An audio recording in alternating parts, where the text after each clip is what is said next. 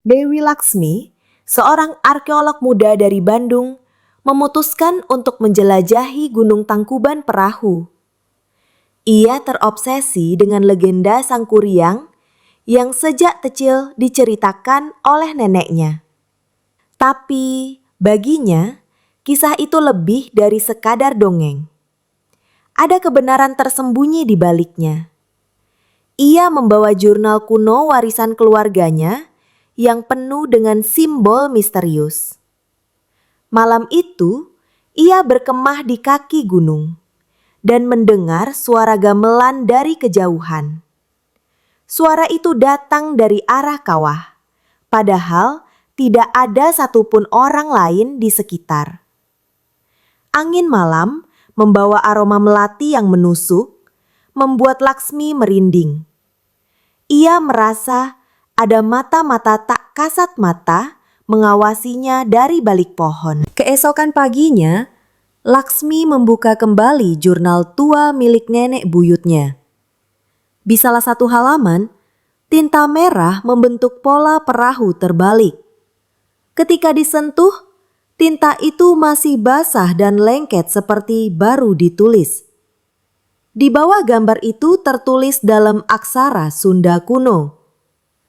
Ketika langit menyatu dengan bumi, rahasia akan bangkit. Laksmi merasa jantungnya berdetak cepat. Ia menyadari bahwa legenda itu mungkin bukan sekadar cerita rakyat. Jurnal ini seolah membimbingnya menuju sesuatu yang telah lama terlupakan. Ia memutuskan untuk naik lebih dalam ke lereng gunung yang jarang dijamah pendaki. Saat melintasi jalur setapak yang tak ditandai di peta, Laksmi menemukan jejak kaki raksasa yang membatu. Ukurannya jauh melebihi manusia biasa, panjangnya hampir 2 meter. Di sekelilingnya terdapat bunga edelweiss yang tak seharusnya tumbuh di sana. Suara gamelan dari malam sebelumnya kembali terdengar samar. Langit tiba-tiba mendung meski belum waktunya hujan. Awan menggulung seperti pusaran di atas kawah.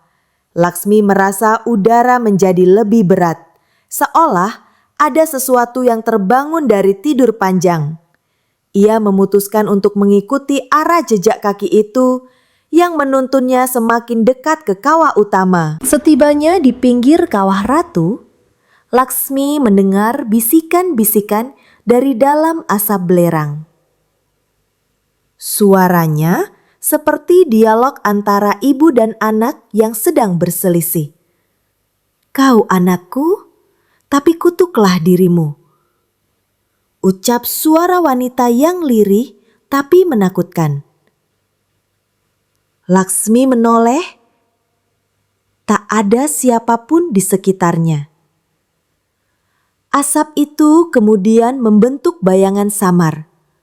Siluet seorang wanita berkebaya dan pemuda bertanduk.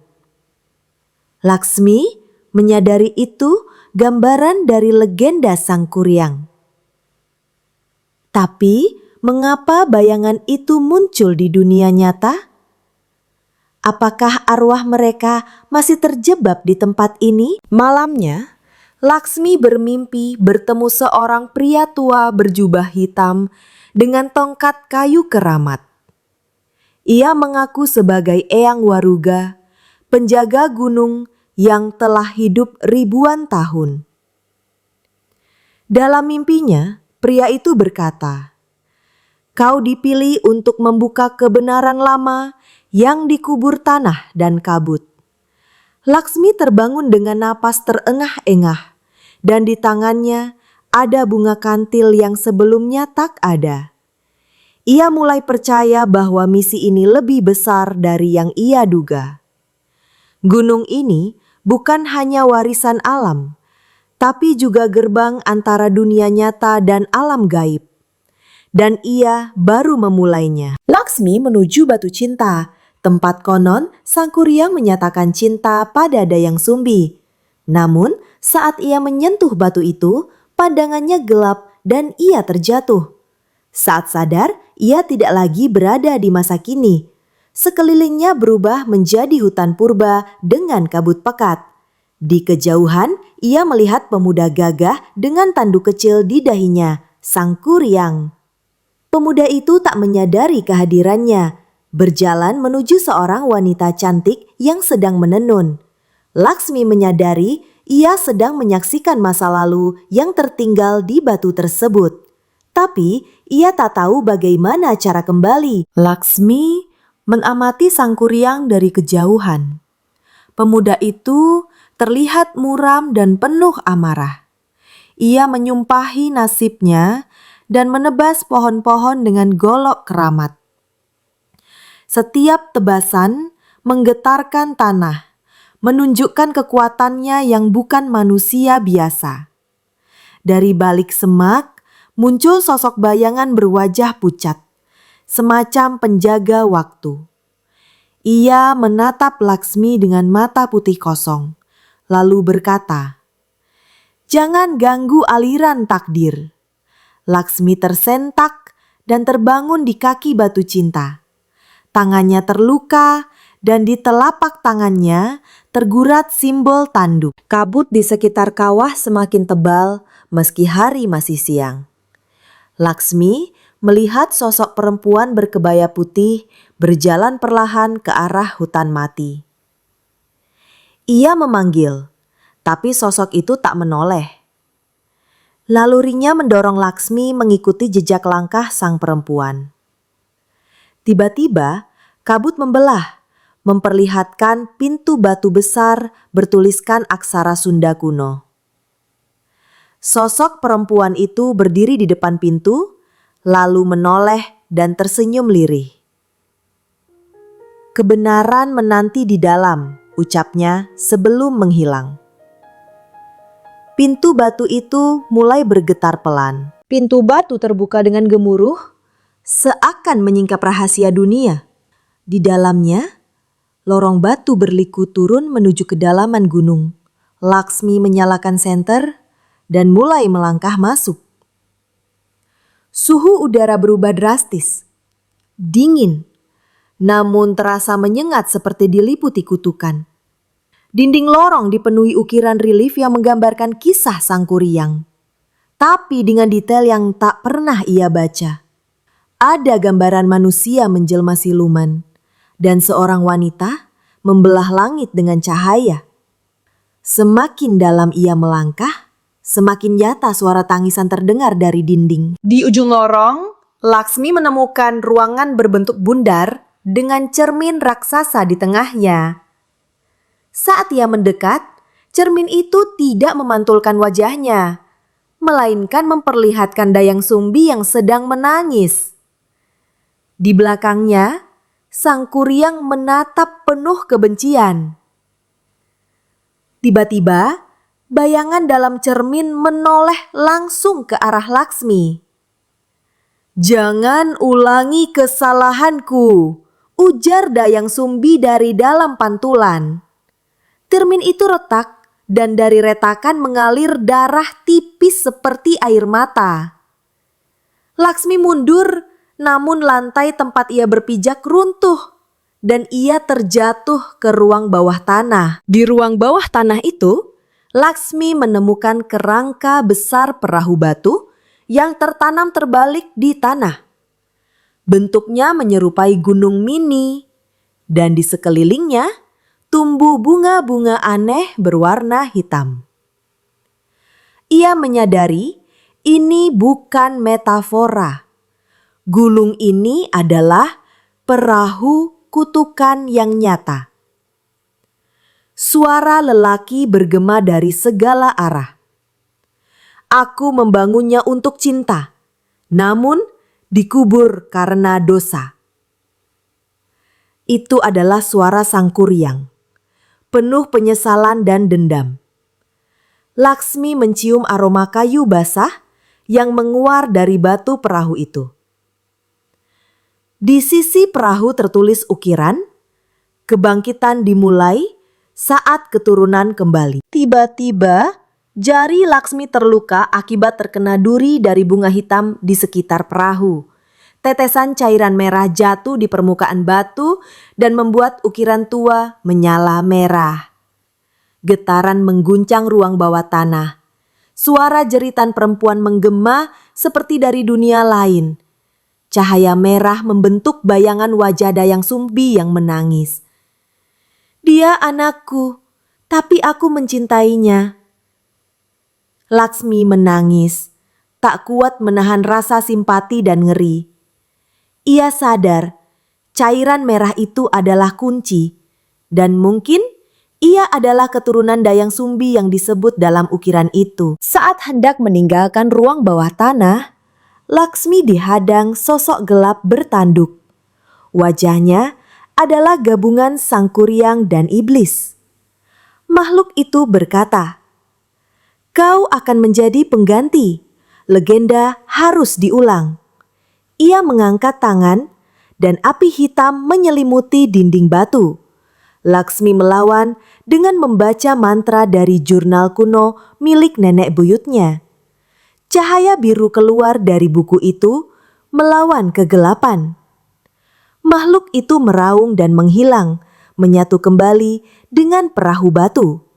Tapi sebelum lenyap, ia berbisik, "Kau belum selesai. Gunung ini akan terbangun." Setelah keluar dari lorong batu, tubuh Laksmi terasa lebih ringan, namun matanya melihat lebih tajam. Ia kini bisa melihat roh-roh penjaga hutan yang tak tampak sebelumnya. Mereka adalah manusia zaman dahulu yang dikutuk menjadi pengawas legenda. Salah satu roh itu mengenali Laksmi. "Kau adalah penjaga baru," katanya sambil menunduk hormat. Laksmi bingung, tapi suara Eyang Waruga kembali bergema di pikirannya. "Takdir telah memilihmu." Kini ia bukan sekadar peneliti, ia telah menjadi bagian dari mitos yang hidup, dan ia harus menjaga keseimbangan dunia. Laksmi naik ke puncak tangkuban perahu untuk melihat langit yang tampak berbeda. Di atasnya, awan berbentuk retakan menyala, seperti langit akan terbelah. Suara genderang gamelan terdengar kencang, diiringi bayangan para leluhur menari di langit malam.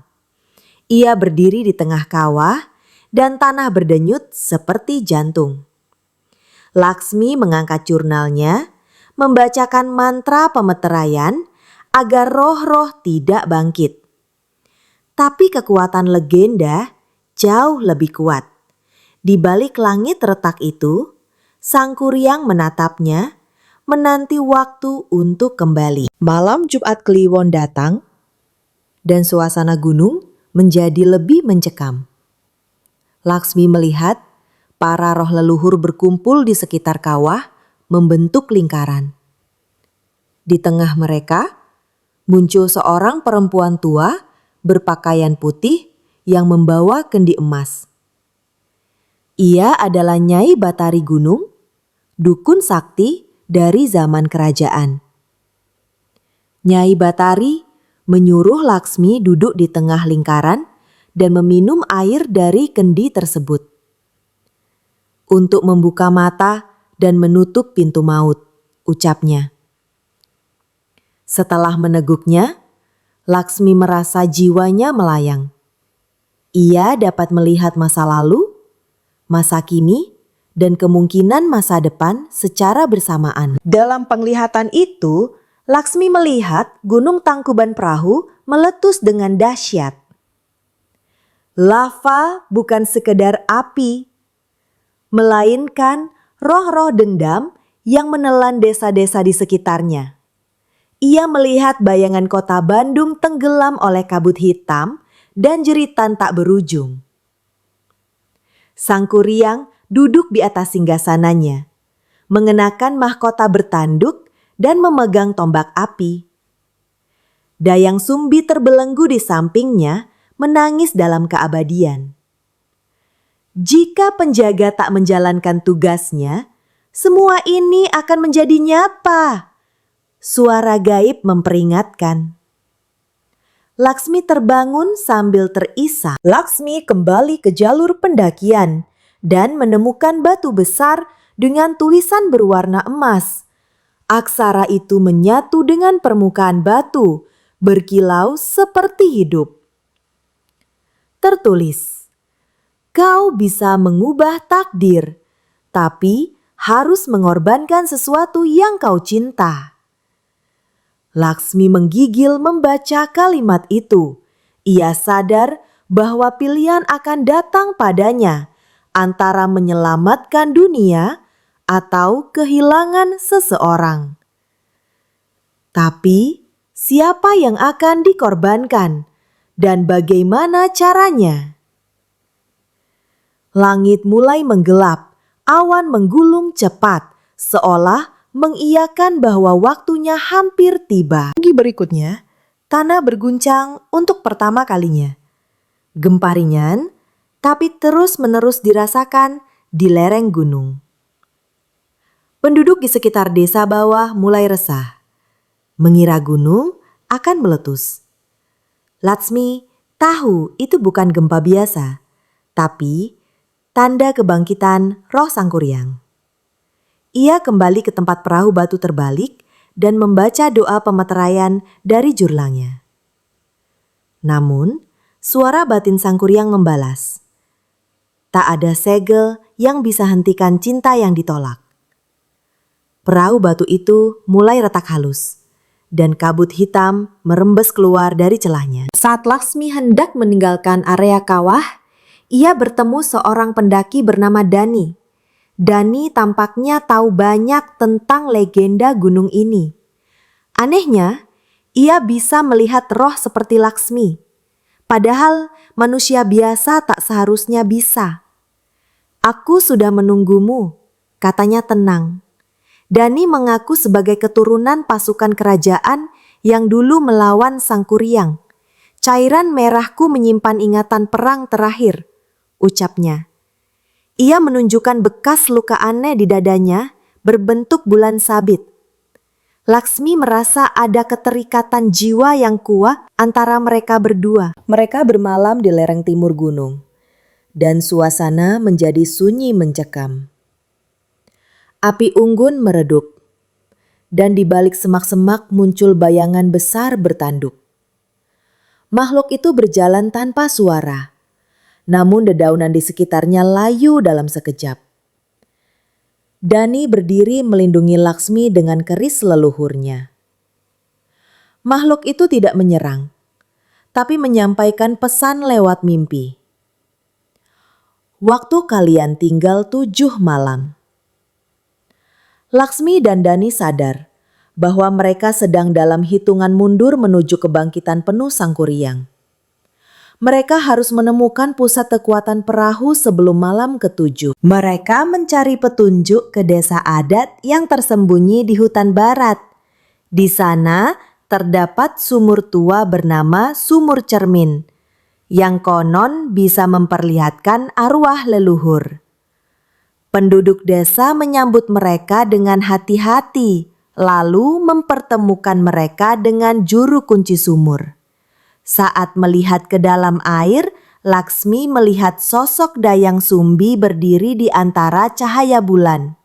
Ia berkata, "Perasaan bersalah membangunkan keabadian."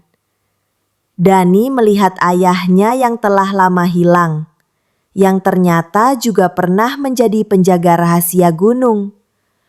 Sumur itu memperkuat tekad mereka untuk melawan takdir. Juru kunci desa memberikan Laksmi surat wasiat milik Nyai Batari yang telah wafat ratusan tahun lalu. Surat itu ditulis dengan tinta hitam dan dilipat dengan kain berlumur cairan merah. Isinya memperingatkan tentang anak gunung yang akan muncul di masa depan. Anak itu harus memilih antara menjadi korban atau penjaga, tulisnya. Laksmi menyadari bahwa yang dimaksud adalah dirinya. Surat itu juga menyebut nama Dani sebagai penentu penyeimbang kekuatan cinta dan kutukan. Takdir mereka sudah ditulis sejak zaman dahulu. Untuk menunda kebangkitan Sang Kuryang, penduduk desa menggelar ritual tarian penolak kutukan. Ritual ini dipimpin oleh penari keturunan langsung Dayang Sumbi.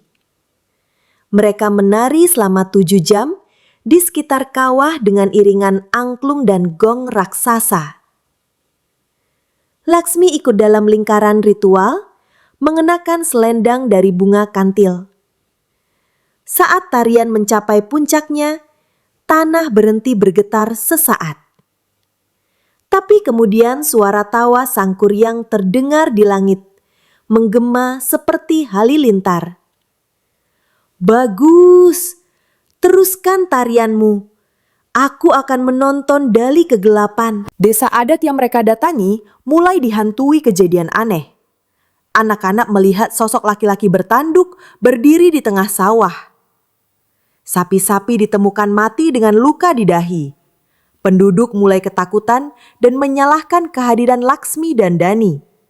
Dani mencoba menjelaskan bahwa mereka sedang berusaha menyegel kutukan. Tapi malam itu, api membakar salah satu lumbung padi secara misterius. Di dinding lumbung tertulis kata, "Kembalikan cintaku, atau aku ambil milik kalian."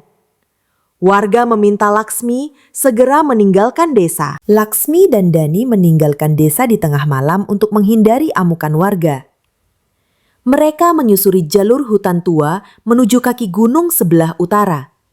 Di sana, Dani ingat akan Goa Batu Angin, tempat leluhur mereka pernah menyembunyikan pusaka penawar kutukan. Saat tiba di goa, mereka mendengar suara tangisan anak kecil. Suara itu menggema, membuat bulu kuduk berdiri. Namun, goa tersebut dipenuhi patung batu manusia, mereka yang gagal menentang kutukan.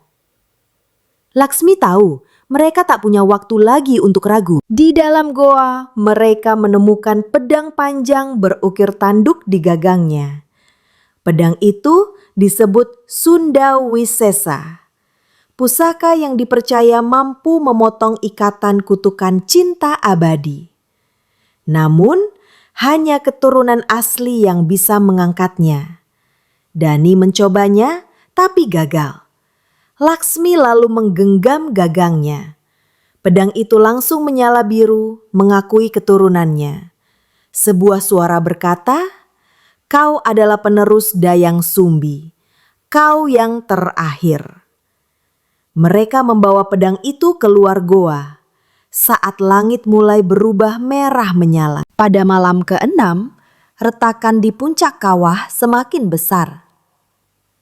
Asap hitam keluar membentuk wajah Sang Kuryang, memandangi dunia yang dulu menolaknya. Gunung mulai mengeluarkan suara seperti dentuman gong raksasa. Pertanda gerbang antar dunia terbuka. Laksmi dan Dani bersiap dengan pedang pusaka, berdiri di tepi kawah. Di sekeliling mereka, roh-roh penjaga mulai lenyap satu persatu, kembali ke asalnya. Sang Kuryang bangkit perlahan dari pusat kawah dalam wujud raksasa bertanduk dan bertubuh api. Dunia menjadi sunyi. Sang Kuryang mengayunkan tombaknya ke arah mereka, menciptakan gelombang angin panas. Dani mencoba menahannya dengan keris leluhur, tapi terpental. Laksmi berdiri sendiri menghadapi kutukan masa lalu yang menjelma. Ia memanggil nama Dayang Sumbi dalam hati. Cahaya dari pedangnya berubah menjadi ungu, menciptakan lingkaran pelindung. "Aku bukan ibumu, tapi aku penerusnya," teriak Laksmi. Sang Kuryang ragu sejenak. Dalam tatapannya ada luka, rindu, dan dendam.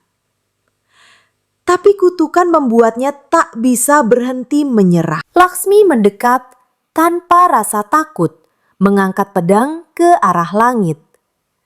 Ia menutup mata, lalu mencium pedang itu sambil menyebut nama Sang Kuryang.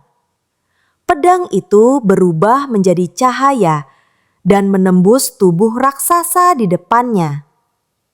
Sang Kuryang menjerit dalam suara gemetar. Namun, bukan rasa sakit yang ia rasakan, melainkan damai.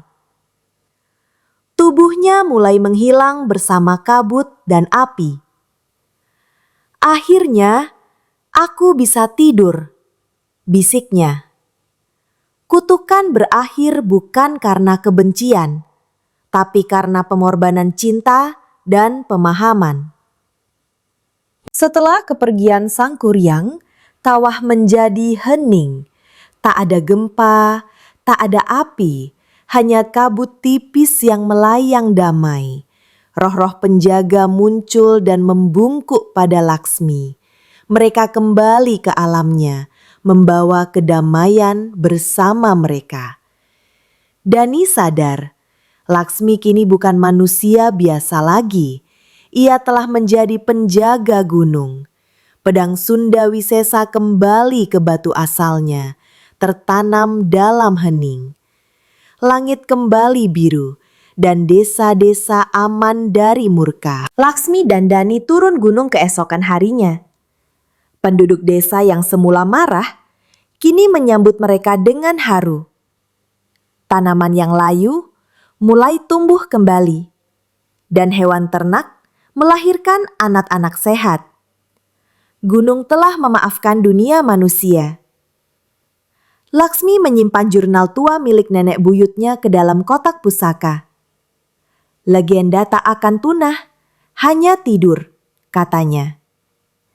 Dani memutuskan untuk tinggal di desa dan menjadi pelindung tanah warisan. Laksmi kembali ke kota, tapi jiwanya tetap tertambat di gulung. Suatu malam, Laksmi bermimpi bertemu Dayang Sumbi di padang bunga. Wanita itu terlihat damai, tanpa luka dan duka. Ia berkata, "Terima kasih telah membebaskanku dari keabadian tanpa akhir." Laksmi memeluknya, merasakan kehangatan seperti ibu kandung. Dayang Sumbi pun menghilang bersama angin. Sebuah selendang tertinggal di tangan Laksmi, harum melati, masih hangat. Ia terbangun dengan air mata di pipi, dan selendang itu benar-benar ada di samping bantalnya. Bukti bahwa mimpi dan nyata terkadang bersatu. Di perpustakaan kota, Laksmi mulai meneliti silsilah keluarganya. Ia menemukan bahwa nenek buyutnya ternyata masih keturunan langsung dari Dayang Sumbi. Ia juga menemukan jurnal tua lain yang ditulis oleh putri dari barat yang mengisahkan kelahiran Sang Kuryang dari sudut berbeda. Ia menyadari bahwa banyak versi sejarah yang dikaburkan. Beberapa bagian sengaja dihilangkan demi menyelamatkan kehormatan kerajaan lama. Kini, tugasnya bukan hanya menjaga gunung, tapi juga meluruskan kisah-kisah leluhur. Ia mulai menulis ulang kebenaran. Tahun-tahun berlalu dan Laksmi menjadi dosen budaya Sunda di universitas. Ia mengajarkan legenda bukan sebagai dongeng, tapi sebagai cerminan jiwa manusia. Mahasiswanya tertarik dengan risetnya tentang Tangkuban Perahu. Beberapa mulai menjelajah jejaknya. Namun Laksmi selalu memperingatkan, jangan mendekati Kawah Ratu tanpa restu. Beberapa mahasiswa keras kepala mencoba membuktikan ketidakpercayaannya. Tapi mereka kembali pucat dan tak ingin bercerita. Rupanya gunung masih menjaga rahasianya. Suatu malam, Laksmi mendengar kabar bahwa seorang pemuda hilang di sekitar Kawah Domas. Ia segera naik ke gunung, ditemani Dani yang kini menjadi juru pelihara hutan. Di kawah, mereka hanya menemukan senter dan jejak kaki menuju Batu Cinta. Tak ada tubuh, tak ada suara, hanya kabut yang memeluk sunyi. Laksmi menunduk dan berbisik pada tanah. Beristirahatlah, jangan bangkit lagi. Namun, hawa dingin menyentuh tengkuknya. Sang kuryang tak bangkit, tapi bayangannya akan selalu ada. Pedang Sundawisesa masih tertancap di goa, tak bisa diangkat oleh siapapun. Dani merawat tempat itu dengan bunga dan dupa. Kadang-kadang terdengar nyanyian lembut dari dalam batu, seperti dayang Sumbi sedang menenun langit.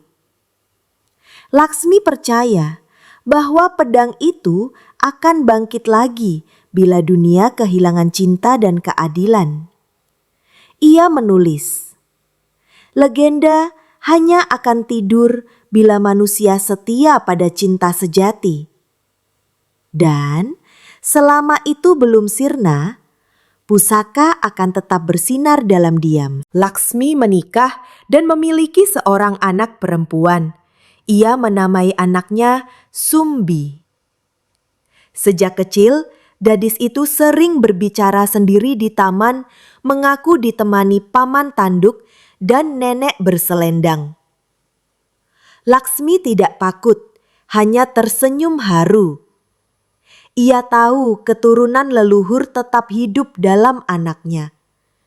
Ia mulai mengajarkan mantra-mantra ringan dan cerita-cerita rahasia pada Sumbi. Anak itu tumbuh cerdas dan penuh rasa kasih. Gunung tahu penjaganya selanjutnya sedang dipersiapkan oleh waktu. Suatu pagi, Laksmi, Dani, dan Sumbi mendaki gunung dan duduk di atas batu besar di kawah. Mereka berdoa bersama, mengirimkan niat damai ke langit dan bumi. Kabut membentuk wajah dayang Sumbi yang tersenyum, lalu menghilang perlahan. Angin berhembus lembut, membawa bau melati dan suara gamelan dari kejauhan.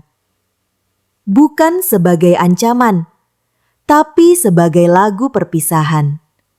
Laksmi tahu legenda telah selesai, tapi ia juga tahu tidak semua akhir adalah benar-benar akhir. Laksmi menulis buku terakhirnya berjudul Tangkuban Perahu, Cinta, Kutukan, dan Penjaga Abadi. Buku itu menjadi warisan bukan hanya untuk Sumbi, tapi untuk semua yang ingin mengenal leluhur mereka. Ia menyimpan pedang miniatur pusaka di perpustakaan rahasia rumahnya.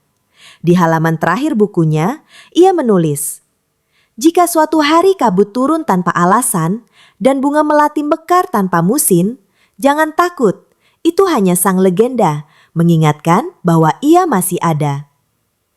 Gunung Tangkuban Perahu kembali tenang, namun jiwanya tetap hidup.